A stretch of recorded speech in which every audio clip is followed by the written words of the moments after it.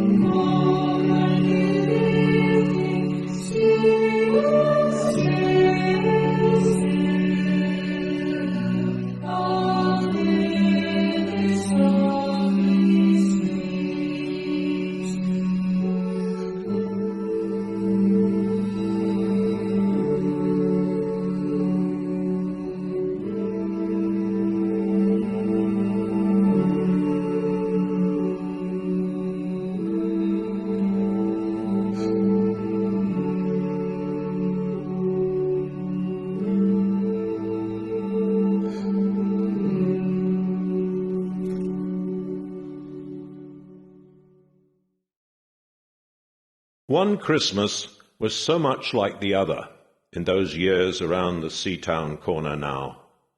Out of all sound except the distant speaking of the voices I sometimes hear a moment before sleep, that I can never remember whether it snowed for 6 days and 6 nights when I was 12, or whether it snowed for 12 days and 12 nights when I was 6.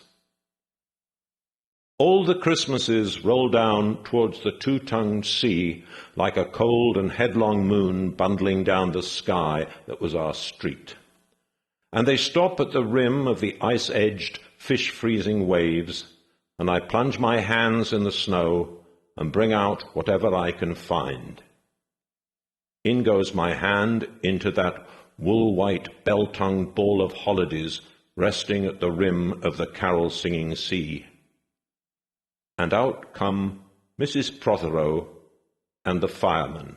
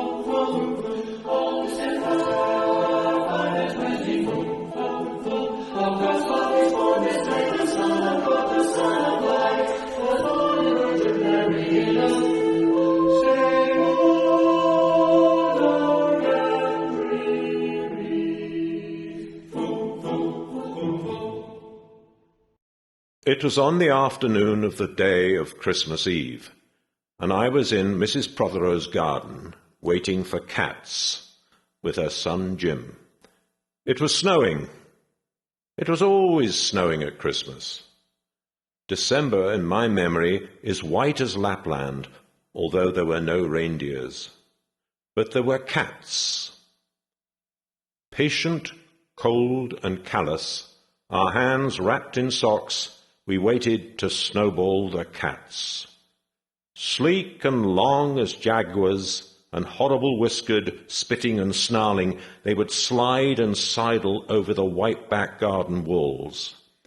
And the lynx-eyed hunters, Jim and I, fur-capped and moccasined trappers from Hudson Bay, off Mumbles Road, would hurl our deadly snowballs at the green of their eyes.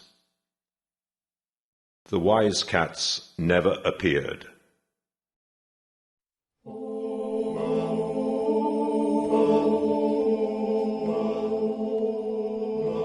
Was in the morn of winter time, when all the words that fled, that mighty ancient Manitou was sent angel was instead. Before they heard the stars rooting and wandering hunters to the hill.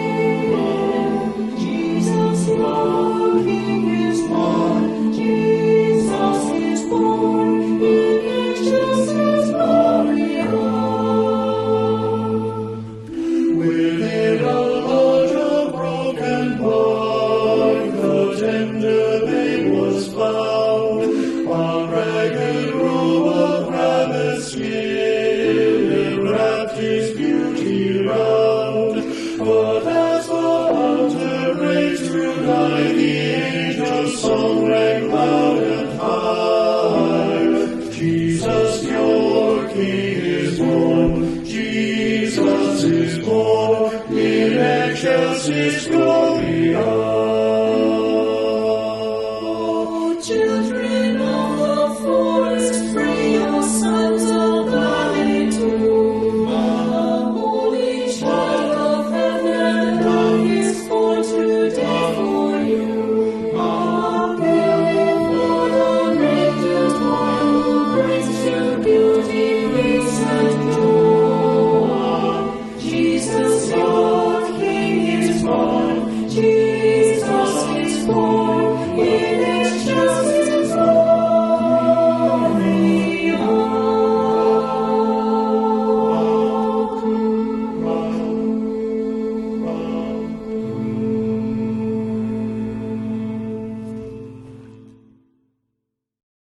We were so still, Eskimo-footed Arctic marksmen in the muffling silence of the eternal snows, eternal ever since Wednesday, that we never heard Mrs. Prothero's first cry from her igloo at the bottom of the garden. Or if we heard it at all, it was to us like the far-off challenge of our enemy and prey, the neighbour's polar cat. But soon the voice grew louder. "Fire!" cried Mrs. Prothero, and she beat the dinner gong. And we ran down the garden with snowballs in our arms towards the house. And smoke indeed was pouring out of the dining room, and the gong was bombilating, and Mrs. Prothero was announcing ruin like a town crier in Pompeii. This was better than all the cats in Wales standing on the wall in a row. We bounded into the house, laden with snowballs, and stopped at the open door of the smoke-filled room. Something was burning all right. Perhaps it was Mr. Prothero, who always slept there after midday dinner with a newspaper over his face. But he was standing in the middle of the room, saying, "A fine Christmas," and smacking at the smoke with a slipper. "Call the fire brigade," cried Mrs. Prothero as she beat the gong. "They won't be there," said Mr. Prothero. "It's Christmas." There was no fire to be seen, only clouds of smoke, and Mr. Prothero standing in the middle of them, waving his slipper as though he were conducting. "Do something," he said. And we threw all our snowballs into the smoke. I think we missed Mr. Prothero, and ran out of the house to the telephone box. "Let's call the police as well," Jim said, "and the ambulance. And Ernie Jenkins. He likes fires." But we only called the fire brigade, and soon the fire engine came, and 3 tall men in helmets brought a hose into the house, and Mr. Prothero got out just in time before they turned it on. Nobody could have had a noisier Christmas Eve. And when the fireman turned off the hose and was standing in the wet, smoky room, Jim's aunt, Miss Prothero, came downstairs and peered in at them. Jim and I waited, very quietly, to hear what she would say to them. She said the right thing, always. She looked at the 3 tall firemen in their shining helmets, standing among the smoke and cinders and dissolving snowballs, and she said, "Would you like anything to read?"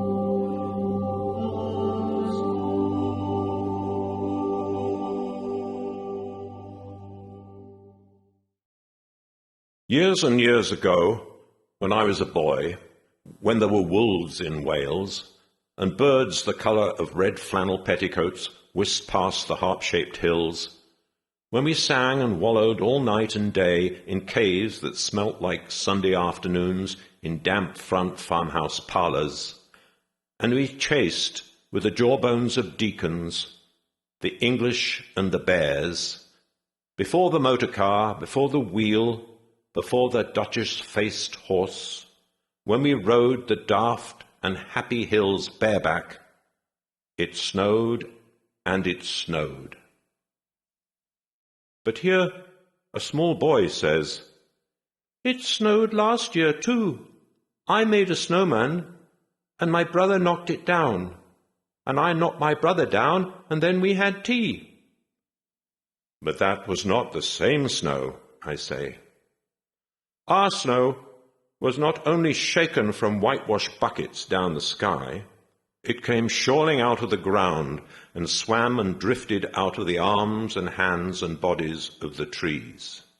Snow grew overnight on the roofs of the houses like a pure and grandfather moss, minutely ivied the walls and settled on the postman, opening the gate like a dumb, numb thunderstorm of white, torn Christmas cards.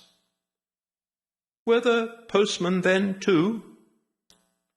With sprinkling eyes and wind-cherried noses, on spread, frozen feet, they crunched up to the doors and mittened on them manfully.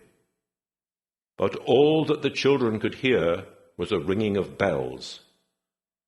"You mean that the postman went rat-a-tat and the doors rang?" "I mean that the bells that the children could hear were inside them." "I only hear thunder sometimes, never bells." "There were church bells too." "Inside them?" No, in the bat-black snow-white belfries, tugged by bishops and storks, and they rang their tidings over the bandaged town, over the frozen foam of the powder and ice-cream hills, over the crackling sea. It seemed that all the churches boomed for joy under my window, and the weathercocks crew for Christmas on our fence. Ding dong, merrily on Ding dong, till the church bells ring. ding dong, Ding dong, merrily sky is filled with joyful singing. ding dong, ding dong, ding dong, ding dong, ding dong, ding dong, Hosanna in excelsis. Ding dong, ding dong, ding dong, ding dong, Hosanna in excelsis. Even here and below, the steeple bells are swinging, and I-oh, from choir and people singing. Ding dong, ding dong, ding dong, dong, ding dong, ding dong, Hosanna in excelsis. Ding dong, ding dong, ding dong, ding dong, Hosanna in excelsis. May you dutifully, gratefully ring your morning bells, ye ringers. May you beautifully sing your evening song, ye singers. Ding dong, ding dong, ding dong, ding dong, ding dong, ding dong, Hosanna in excelsis. Ding dong, ding dong, ding dong, ding dong, ding dong, ding dong, Hosanna in excelsis.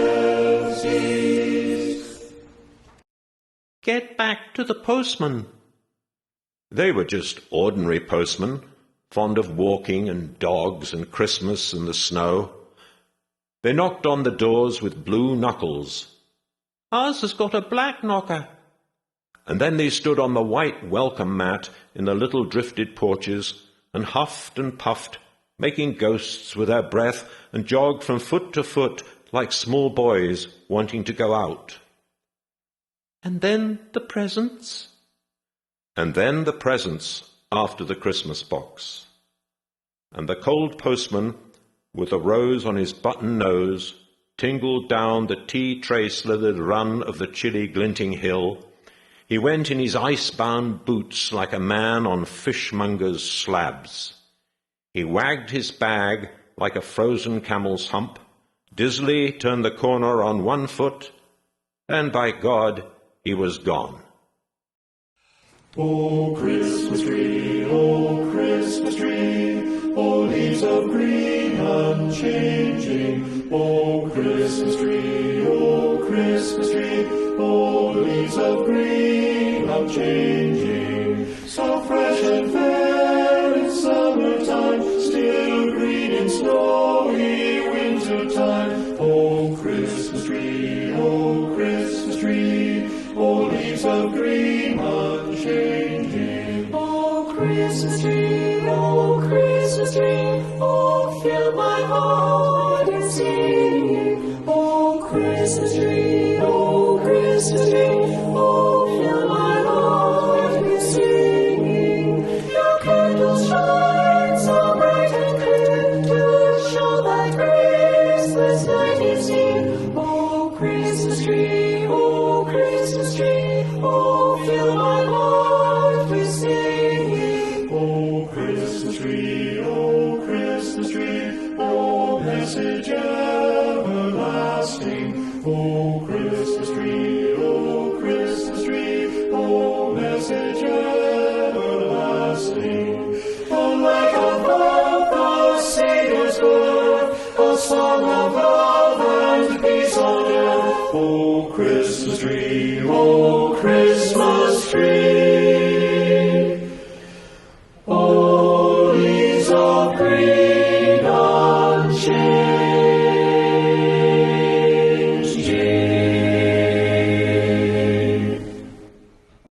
Get back to the presents. There were the useful presents, engulfing mufflers of the old coach days and mittens made for giant sloths, zebra scarves of a substance like silky gum that could be tug-of-war down to the galoshes, blinding tam-o'-shanters like patchwork tea-cosies, and bunny-suited busbies and balaclavas for victims of head-shrinking tribes. From aunts who always wore wool next to the skin, there were moustached and rasping vests that made you wonder why the aunts had any skin left at all. And once I had a little crocheted nose bag from an aunt, now, alas, no longer whinnying with us. And pictureless books in which small boys, though warned with quotations not to, would skate on Farmer Giles Pond, and did, and drowned. And books that told me everything about the wasp, except why. Go on to the useless presents. Bags of moist and many-coloured jelly babies, and a folded flag and a false nose and a tram conductor's cap and a machine that punched tickets and rang a bell, never a catapult. Once, by mistake that no one could explain, a little hatchet, and a celluloid duck that made, when you pressed it, a most unduck-like sound, a mewing moo that an ambitious cat might make who wished to be a cow.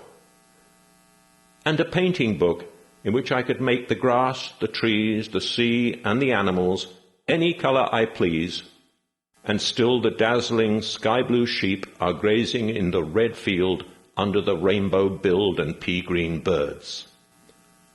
Hard-boiled, toffees, fudge, and all sorts, crunches, cracknel, humbugs, glaciers, marzipan, and butterwelsh for the Welsh, and troops of bright tin soldiers who, if they could not fight, could always run, and snakes and families and happy ladders and easy hobby games for little engineers complete with instructions. Oh, easy for Leonardo. And a whistle to make the dogs bark to wake up the old man next door, to make him beat on the wall with his stick to shake our picture off the wall. And a packet of cigarettes. You put one in your mouth and you stood at the corner of the street and you waited for hours in vain for an old lady to scold you for smoking a cigarette. And then with a smirk, you ate it. And then it was breakfast under the balloons. God rest ye merry gentlemen, let nothing you dismay, for Jesus Christ our Saviour was born upon this day, to save us all from Satan's power, we were gone astray. O tidings of comfort and joy, comfort and joy, O tidings of comfort and joy, from God our heavenly Father, a blessed angel came, and unto certain shepherds brought tidings of the same, how that in Bethlehem was born the Son of God by name. O tidings of comfort and joy, comfort and joy, O tidings of comfort and joy. Were there uncles like in our house?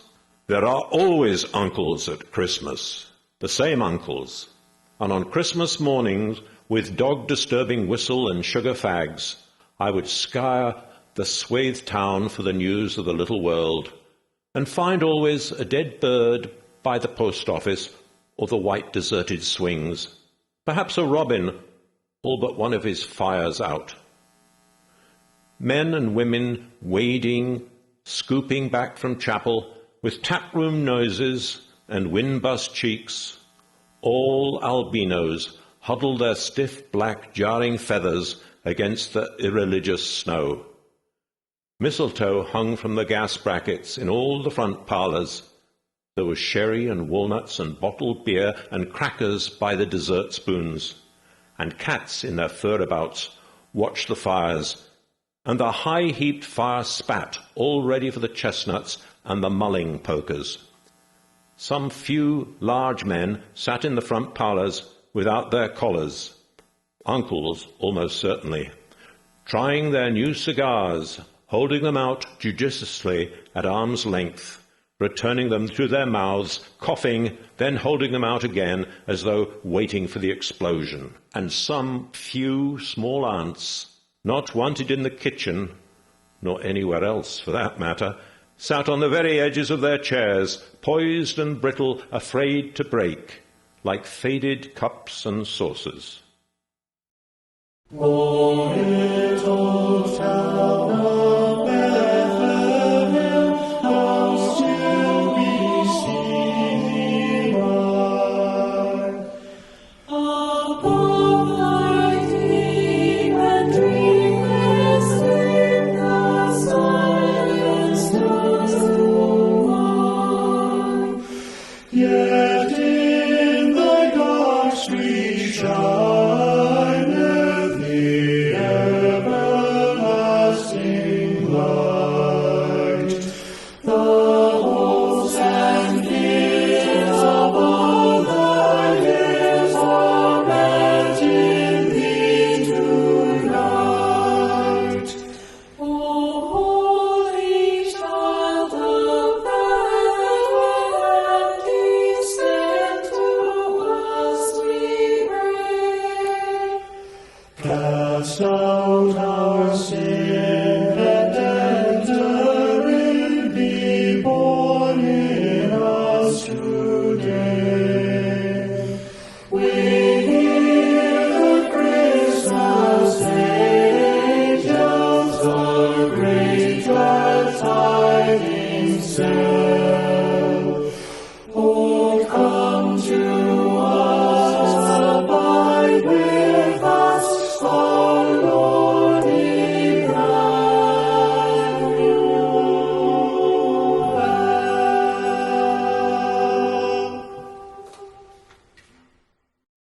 Not many those mornings trod the piling streets. An old man always, fawn-bouldered, yellow-gloved, and at this time of year with spats of snow, would take his constitutional to the white bowling green and back as he would take it wet or fire on Christmas Day or Doomsday. Sometimes two hale young men, with big pipes blazing, no overcoats and wind-blown scarves, would trudge, unspeaking, down to the forlorn sea to work up an appetite to blow away the fumes. Who knows, to walk into the waves until nothing of them was left but the two curling smoke clouds of their inextinguishable briars. Then I would be slapdashing home, the gravy smell of the dinners of others, the bird smell, the brandy, the pudding and mince, coiling up to my nostrils, when out of a snow-clogged side lane would come a boy, the spit of myself, with a pink-tipped cigarette and the violet past of a black eye, cocky as a bullfinch, leering all to himself. I hated him on sight and sound, and would be about to put my dog whistle to my lips and blow him off the face of Christmas, when suddenly he, with a violet wink, put his whistle to his lips and blew so stridently, so high, so exquisitely loud, that gobbling faces, their cheek bulged with goose, would press against their tinselled windows the whole length of the white echoing street. For dinner we had turkey and blazing pudding, and after dinner the uncles sat in front of the fire, loosened all buttons, put their large moist hands over their watch chains, groaned a little and slept. Mothers, aunts and sisters scuttled to and fro, bearing tureens.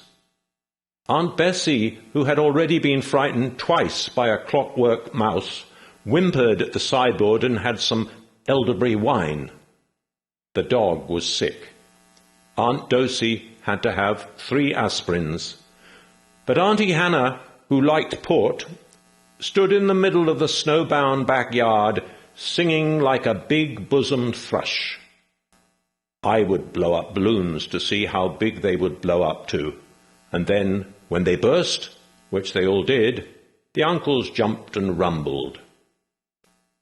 In the rich and heavy afternoon, the uncles breathing like dolphins and the snow descending, I would sit among festoons and Chinese lanterns and nibble dates and try to make a model man-of-war, following the instructions for little engineers, and produce what might be mistaken for a sea-going tramcar. Or I would go out, my bright new boots squeaking, into the white world, onto the seaward hill, to call on Jim and Dan and Jack, and to pad through the still streets, leaving huge, deep footprints on the hidden pavements. I bet people will think they've been hippos. What would you do if you saw a hippo coming down our street? I'd go like this, bang. I'd throw him over the railings and roll him down the hill, and then I'd tickle him under the ear, and he'd wag his tail. What would you do if you saw 2 hippos? Iron-flanked and bellowing he-hippos clanked and battered through the scudding snow towards us as we passed Mr. Daniel's house. Let's post Mr. Daniel a snowball through his letterbox. Let's write things in the snow. Let's write, Mr. Daniel looks like a spaniel all over his lawn. Or we walked to the white shore. Can the fishes see it snowing? The silent one-clouded heavens drifted on to the sea. Now we were snow-blind travellers lost on the North Hills, and vast dewlap dogs, with flasks around their necks, ambled and shambled up to us, baying, "Excelsior!" We returned home through the poor streets, where only a few children fumbled with bare red fingers in the wheel-rutted snow and catcalled after us, their voices fading away as we trudged uphill into the cries of the dock-birds and the hooting of ships out in the whirling bay.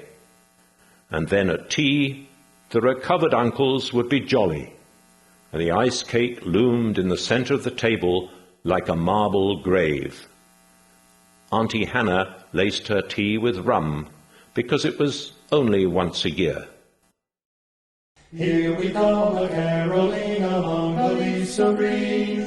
Here we come a-wandering so fair to be seen. Love and joy come to you, and to you your wassail too. And God bless you and send you a happy new year. And God send you a happy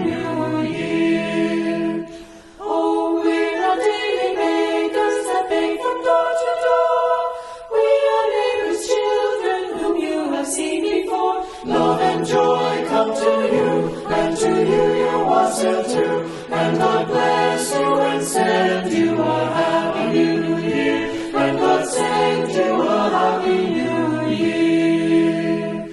God bless the master of his house, likewise the mistress too, and all the little children that round the table go. Love and joy come to you, and to you your wassail too. And God bless you and send you a happy new year. And God send you a happy new year.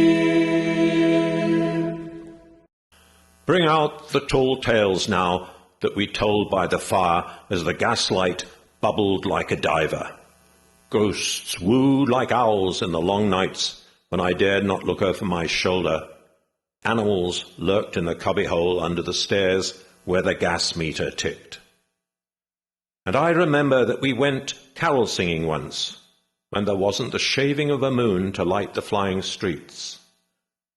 At the end of a long road was a drive that led to a large house. And we stumbled up the darkness of the drive that night, each one of us afraid, each one holding a stone in his hand in case, and all of us too brave to say a word.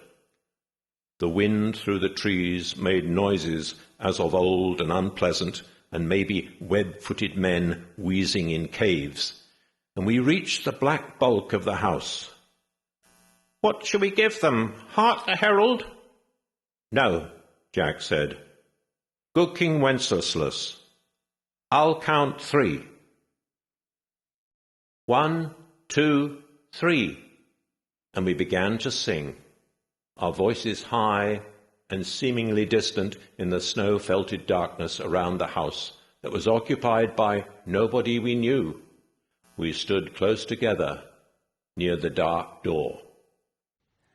Good King Wenceslas walked out on the feast of Stephen, when the snow lay round about, deep and crisp and even. And then a small, dry voice, like the voice of someone who has not spoken for a long time, joined our singing. A small, dry, eggshell voice from the other side of the door.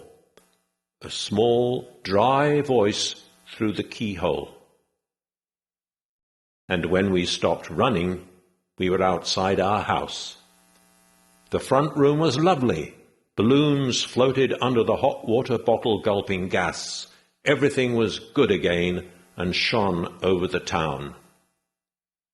"Perhaps it was a ghost," Jim said. "Perhaps it was trolls," Dan said, who was always reading. "Let's go in and see if there's any jelly left," Jack said. And we did that.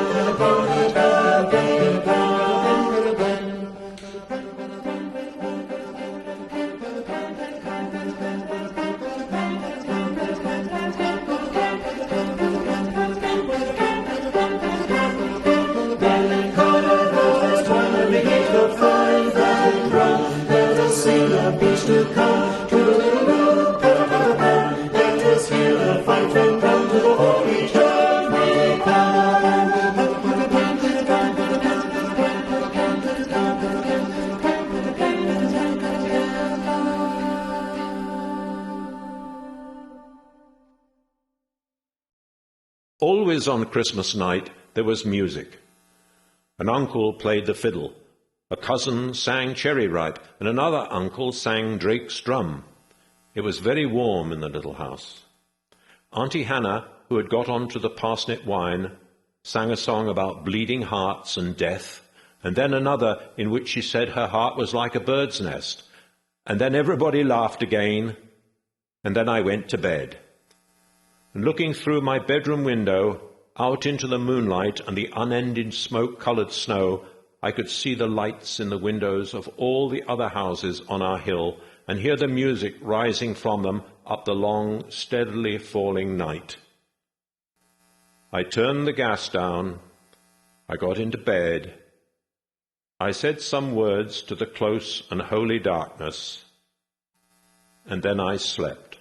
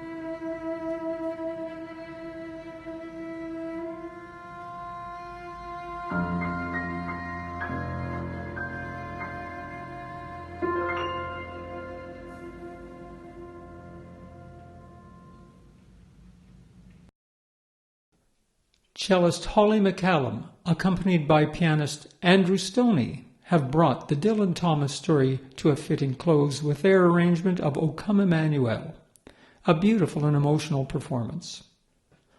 Another musician familiar to Northern Lights audiences is Jaden Isaac Zirko. An international award winner, Jaden has given his time and talent to offer you his interpretation of Tchaikovsky's December Noel. The piece is from a set of 12, each one expressing the characteristics of a different month of the year.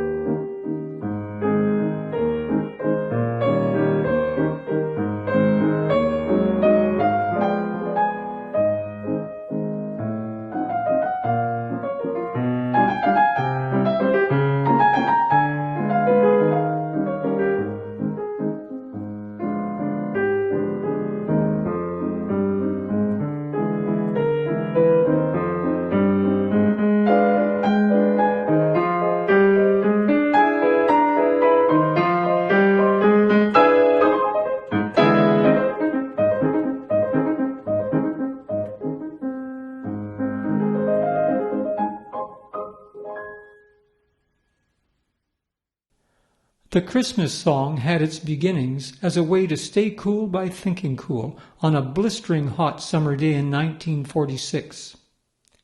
On a friend's piano, written on a scrap of paper, were the words, "Jack Frost nipping at your nose." Folks dressed up like Eskimos. 40 minutes later, Mel Torme had written the song that was induced to the Grammy Hall of Fame in 1974 and in a recent poll was voted the most loved seasonal song. Here is vocalist Andrea Roberts with Sandy Cameron on tenor sax and myself on piano and bass in our arrangement of the Christmas song.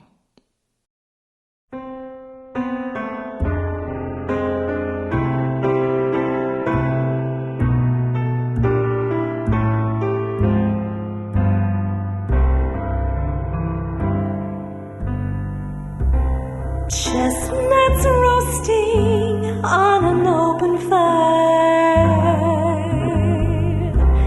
Jack Frost nipping at your nose,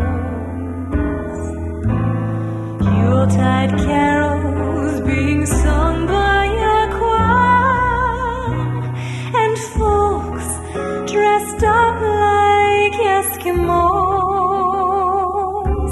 Everybody knows a turkey and some mistletoe help to make the season bright.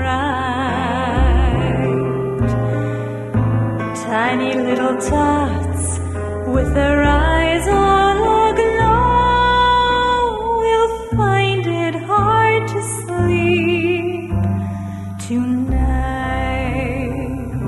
They know that Santa's on his way. He's bringing lots of toys and goodies on his sleigh.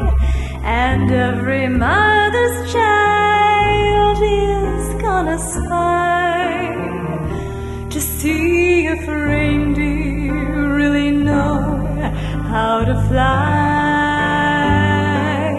And so I'm offering that simple phrase to kids from 1 to 92. Although it's been said many times, many ways, Merry Christmas to you.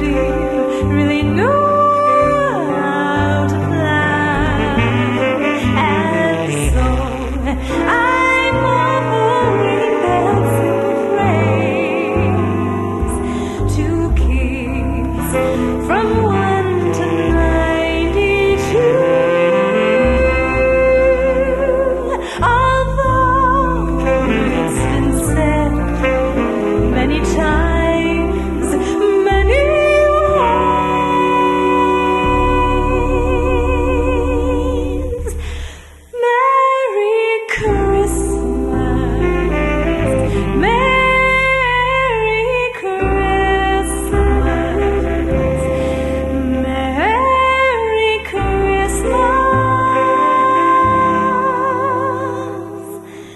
you.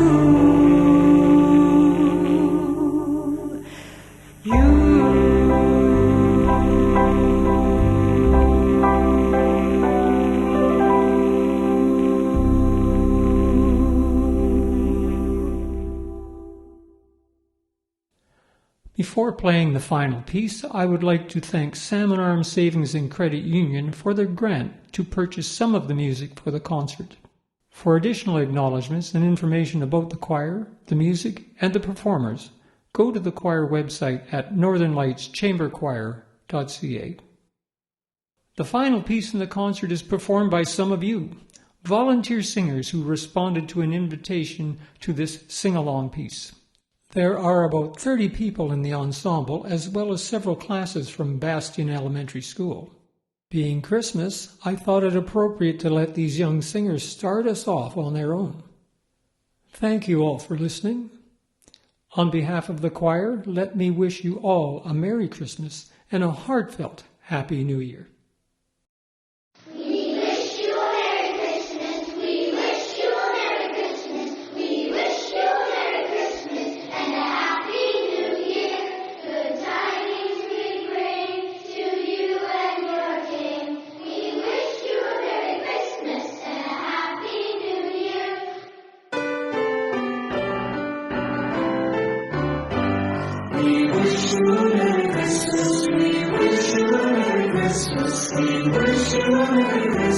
And a happy new year. Good tidings we bring to you and your kin.